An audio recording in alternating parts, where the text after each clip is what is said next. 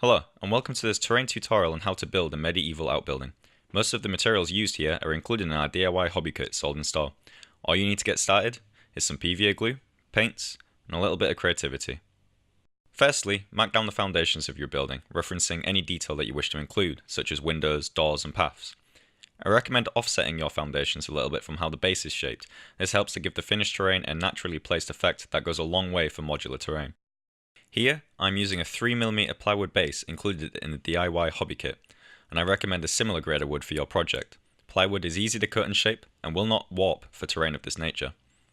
Next, layer your foam modeling bricks so that the structure takes shape. I recommend building 3 layers of bricks and then giving some time for them to dry before continuing.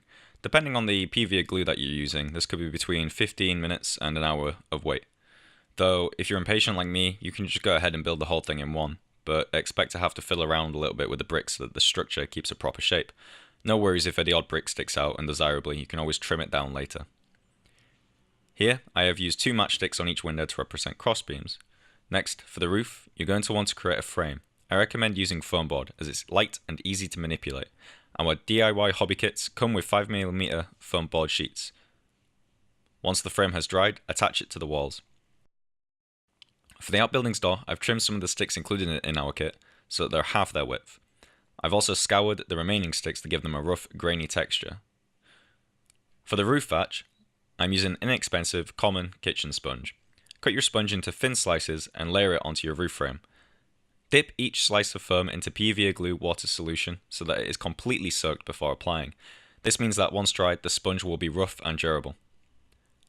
Now, with the thatch completed, use your remaining sticks to fill out the roof and whatever decorations you would like on the base. Now, onto the painting. Firstly, spray your model with black satin spray paint from a distance of 12 to 16 inches. Apply a second coat after this first has dried.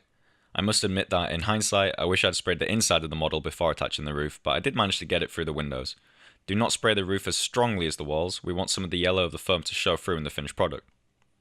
Next, I recommend using a textured spray paint to cover the bricks, and finally, a coat of white to blend it all together. For the wooden sections, paint once brown, then apply a dark wash that should highlight the cracks in the wood that we scoured earlier. Finally, dry brush a light brown. For the thatch, use a similar method, however dry brush yellow. Finally, flock your base. Each hobby kit includes at least 3 basic flocks. And your model's ready for the table. Thanks for watching this video. Subscribe to our channel for other Wargaming terrain tutorials, showcase videos, and PC gaming content. Visit our website for your unique terrain, hobby supplies, and more. Happy Wargaming and have a nice day.